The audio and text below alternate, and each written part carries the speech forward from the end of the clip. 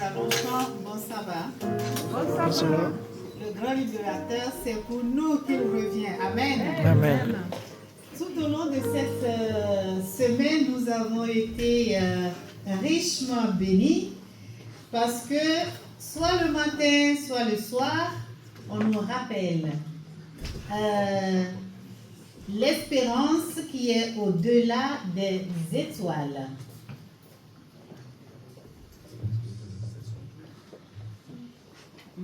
Je pense que j'ai commencé par rapport à l'aide que je dois recevoir de la part des frères.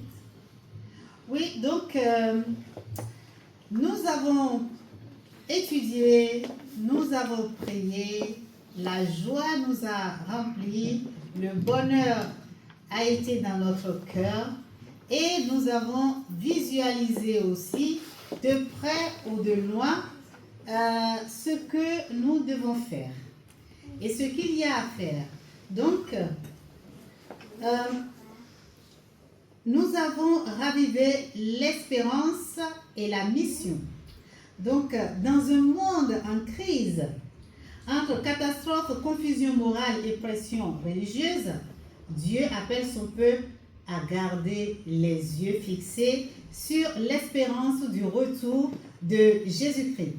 Et ce message urgent et vital est au cœur de notre identité adventiste, celui des 3 anges d'Apocalypse 14.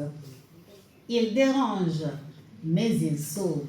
Il nous pousse à vivre dans la sainteté, la persévérance et la fidélité malgré les moqueries et la sécularisation. Le dimanche, nous avons été appelés à notre rôle actif. Jeûner d'autres mains que les vôtres. Jésus nous confie la mission d'aimer, de chercher les perdus et de proclamer l'évangile avec compassion. Chaque âme a un potentiel divin, même celle que nous croyons ordinaire. Le lundi, l'histoire de Bouddha en or oublié nous interpelle. Nous avons oublié notre mission. Dieu nous dit encore, prophétise de nouveau. L'Église est appelée à être un torrent de mission, à guérir les cœurs, à ne jamais rester statiques. Et le mardi, l'attente du retour de Jésus peut sembler longue, mais elle est porteuse d'espérance. Comme les ouvriers secourus d'un tunnel, nous serons bientôt délivrés. Amen. Les signes ne mesurent pas le temps restant, mais confirment que nous sommes sur la bonne voie. Le mercredi, l'attente n'est pas une pause, c'est une mission. Jésus nous confie ses affaires. Chaque croyant est un bâtisseur, un témoin, un messager. Ensemble, nous portons l'évangile jusqu'aux extrémités de la terre. Le jeudi, nous sommes appelés à protéger ce qui compte le plus, notre cœur, notre foi, notre destinée éternelle. Jésus veut nous revêtir de sa justice, nous guérir, nous préparer pour son retour.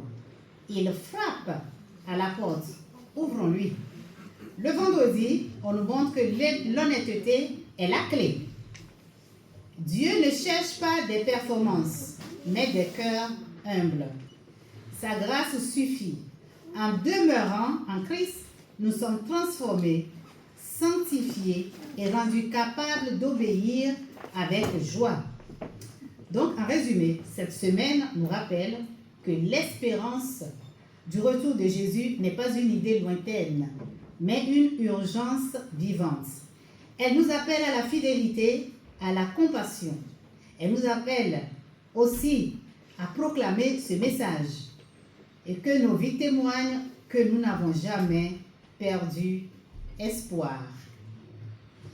Et aujourd'hui, on nous appelle à vivre pour toujours avec Jésus. Nous allons prier pour entamer notre message du jour. Prions. Notre Dieu, notre roi, créateur de l'univers, Dieu bon, Dieu doux, Dieu compatissant. ton peuple réuni devant toi, ayant répondu présent à ta convocation. Oui, nous voici devant toi. Remplis-nous de ton Esprit Saint, Père. Accorde-nous la compréhension et la concentration tout au long de ce message. Et notre Dieu, purifie mes lèvres, purifie mon corps, mon âme et mon esprit, et règne en moi en abondance, et que tu utilises mes lèvres pour faire passer ce message. Et prépare ton peuple aussi à écouter, et moi-même à écouter et à comprendre aussi. Telle est la requête que nous réclamons par les mérites de notre Seigneur et Sauveur Jésus-Christ. Amen. Amen. Chère Église à Longchamp, la promesse de Dieu pour chacun de nous, c'est une vie éternelle à ses côtés. Aujourd'hui, nous ne voyons qu'un reflet, une image voilée de sa gloire. Mais bientôt, dans les cieux et sur la nouvelle terre, nous verrons notre Sauveur face à face. Ce jour-là, la séparation entre le divin et l'humain prendra fin. Nous sommes en marche vers une promesse glorieuse, vivre pour toujours avec Jésus. Ce que nous percevons aujourd'hui comme un reflet deviendra une réalité.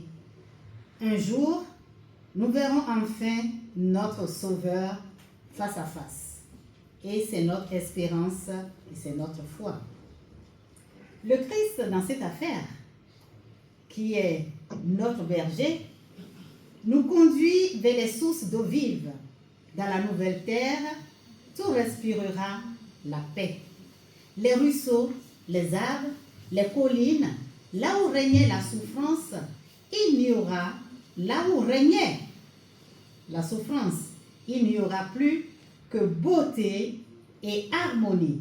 Les rachetés de l'Éternel auront enfin un foyer éternel dans un monde sans ombre et sans douleur. Je dirais, c'est toujours notre espérance. Imaginez enfin dans la Nouvelle Jérusalem.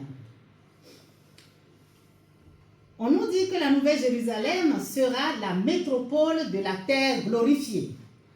Imaginez une ville bâtie par Dieu lui-même, resplendissante comme une pierre précieuse, éclatante de lumière.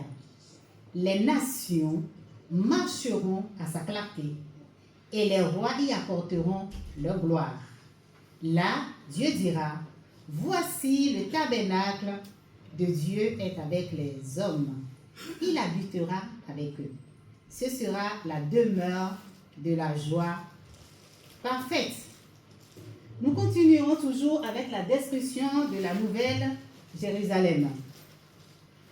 Lisons Hébreux 11, 14 à 13. Non, à 16. Hébreux 11, 14 à 16. Nous allons commencer plutôt par 13 pour mieux comprendre. C'est par la foi qu'ils sont tous morts sans avoir obtenu les choses promises, mais ils ont vu et salué de loin, reconnaissant qu'ils étaient étrangers et voyageurs sur la terre. Ceux qui parlent ainsi montrent qu'ils cherchent une patrie. S'ils avaient eu en vue celle d'où ils étaient sortis, ils auraient eu le temps d'y retourner. Mais maintenant, ils en désirent une meilleure, c'est-à-dire une céleste. C'est pourquoi Dieu n'a pas honte d'être appelé leur Dieu, car il leur a préparé une cité. L'héritage des élus est appelé une patrie. Jésus-Christ, le divin berger, nous conduira aux sources des eaux vives. L'arbre de vie y donnera son fruit chaque mois et les feuilles de cet arbre sont utilisées pour les nations. Les ruisseaux intarissables d'une eau claire comme le cristal sont bordés d'arbres verdoyants qui jettent leur ombre sur les sentiers préparés pour les rachetés de l'Éternel. D'immenses plaines ondulées en collines gracieuses alternent avec les cimes altières des montagnes de Dieu. C'est sur ces plaines paisibles et le long de ces cours d'eau vive que le peuple de Dieu, longtemps étranger et voyageur, trouvera un foyer. pense que vous comprenez que je parle de la description de la Nouvelle Jérusalem. Nous continuons avec la description. Ce serait un jour sans nuit. Sur la nouvelle terre, il n'y aura pas de nuit. Donc, dans la cité de Dieu, la lumière du Seigneur remplacera le soleil. Plus de nuit, plus d'obscurité, plus de fatigue. Les rachetés vivront dans un éternel matin, baignés dans une clarté douce et pure. La gloire de Dieu et de l'agneau illuminera tout l'univers. Ils n'auront besoin ni de lampe ni de lumière, parce que le Seigneur Dieu les éclairera, nous dit Apocalypse 22, verset 5. Normalement, en parlant de la Nouvelle Jérusalem, nous devons être tous joyeux. La joie doit être, nos visages doivent resplendir de joie, parce que c'est notre espérance ultime, non?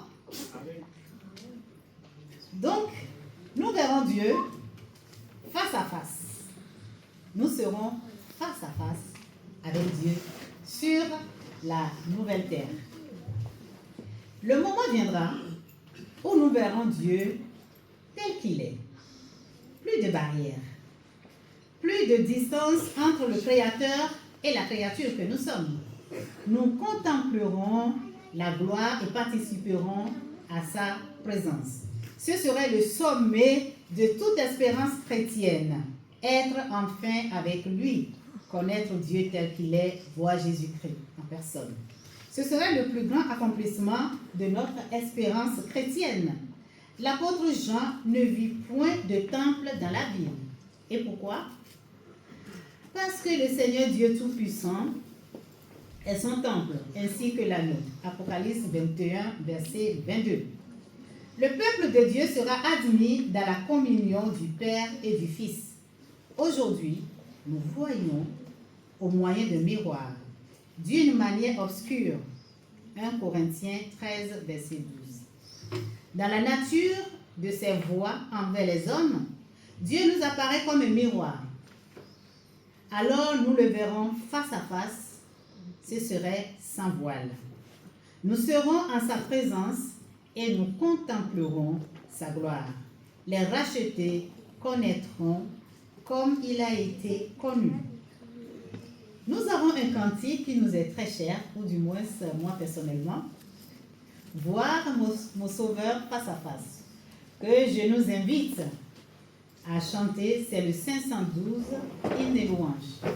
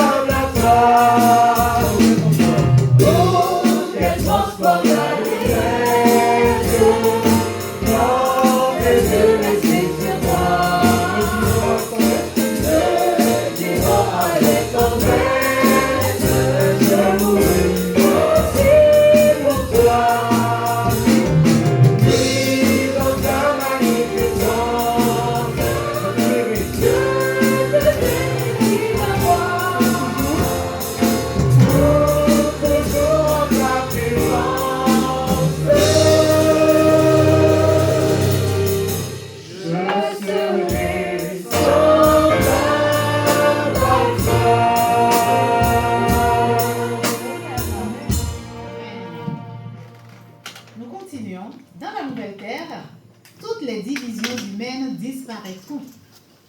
Les saints de tous les temps, les anges, les rachetés, tous vivront dans une parfaite unité. L'amour et la fraternité que Dieu a placés dans nos cœurs trouveront le plein épanouissement. La famille du ciel et celle de la terre ne feront plus qu'une. Oui, nous serons semblables à Jésus-Christ.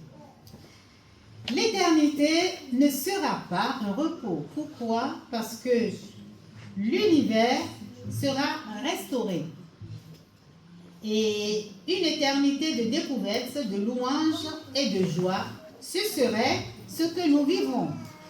Et les rachetés exploreront les merveilles de la création divine. L'éternité, oui, comme je le disais, ça ne va pas être un repos. Pourquoi? Parce que ça va être un développement sans fin. Nos esprits, libérés des limites du péché, découvriront sans cesse de nouvelles merveilles. Chaque jour apportera une révélation nouvelle de l'amour et de la sagesse de Dieu. L'univers entier deviendra un livre vivant à explorer. Dans la nouvelle terre, des intelligences immortelles contempleront avec ravissement les merveilles de la puissance créatrice et les mystères de l'amour rédempteur. Plus d'ennemis rusés et cruels pour nous entraîner loin de Dieu. Amen. Toutes nos facultés pourront se développer, tous nos talents s'épanouir. L'acquisition de connaissances nouvelles ne fatiguera pas notre esprit, ne laissera point notre énergie. Les plus grandes entreprises seront menées à bien, les plus hautes aspirations seront satisfaites, les plus sublimes ambitions seront réalisées. Et néanmoins, il y aura toujours de nouvelles hauteurs à gravir, de nouvelles merveilles à admirer, de nouvelles vérités à approfondir, mettant à réquisition toutes les facultés de l'esprit, de l'âme et du corps. Amen. Amen. Notre Dieu, il est bon. Et qu'est-ce qui va se passer après? Nous voyagerons dans l'univers de Dieu. Après 2. Donc, nous les enfants de Dieu, nous allons visiter les autres mondes. Et nous allons voyager à travers l'espace infini. Nous visiterons les mondes que le Créateur a façonnés. Nous allons discuter et converser avec des êtres qui n'ont jamais péché.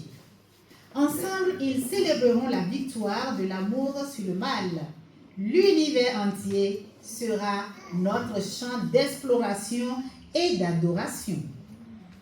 Nous rencontrerons des êtres purs, témoins du salut accompli. L'univers tout entier deviendra un espace de louange et de communion. Les rachetés exploreront les trésors infinis de l'univers, libérés des limites de la mortalité. Ils voyageront vers des mondes lointains, jadis témoins du drame humain, et partageront la sagesse d'êtres célestes jamais touchés par le péché. La connaissance divine sera sans cesse approfondie. C'est-à-dire que les élus contempleront les œuvres du Créateur. Nous étudierons les mystères de la rédemption et nous admirerons les mystères planétaires tournant autour du trône de Dieu. Chaque événement de la création portera la signature divine, révélant sa puissance et son amour. De l'atome aux galaxies. Voilà ce que nous ferons. L'amour, la joie et la révérence grandiront éternellement en harmonie avec la connaissance.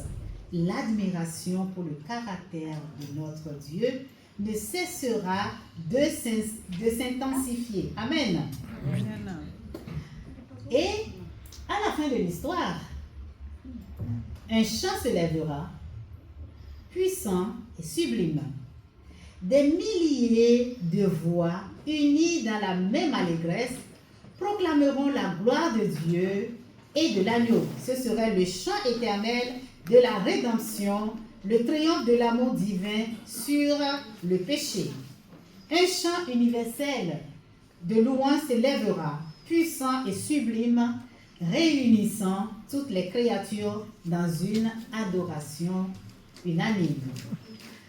Et nous dirons à celui qui est assis sur le trône et à l'agneau soit la louange, l'honneur, la gloire et la force au siècle des siècles. Amen. Amen. Apocalypse 5, verset 13.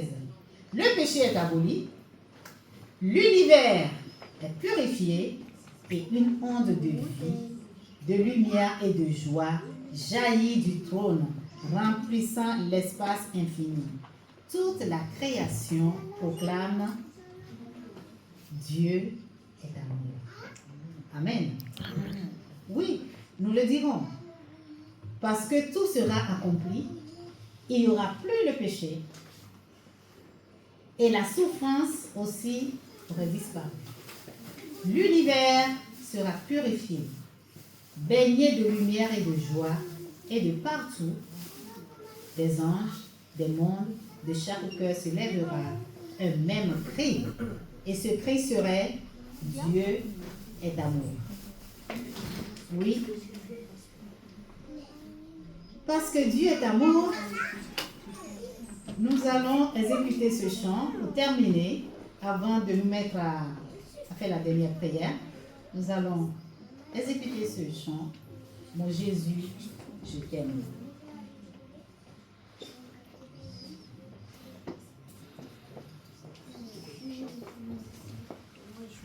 Ceux qui le connaissent, chantez avec moi.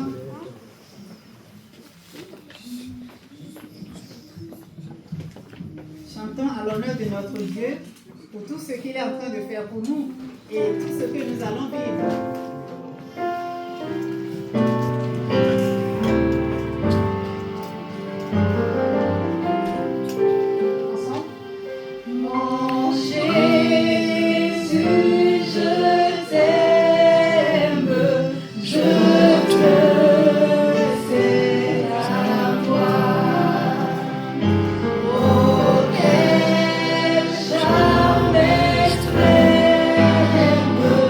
Me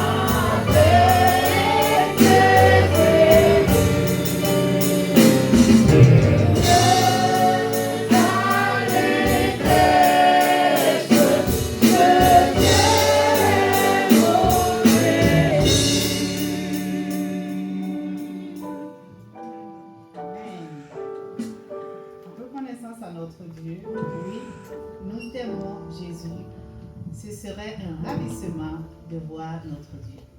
Maintenant, nous allons passer aux différents sujets. Puis tu voudrais l'afficher pour que chacun puisse voir.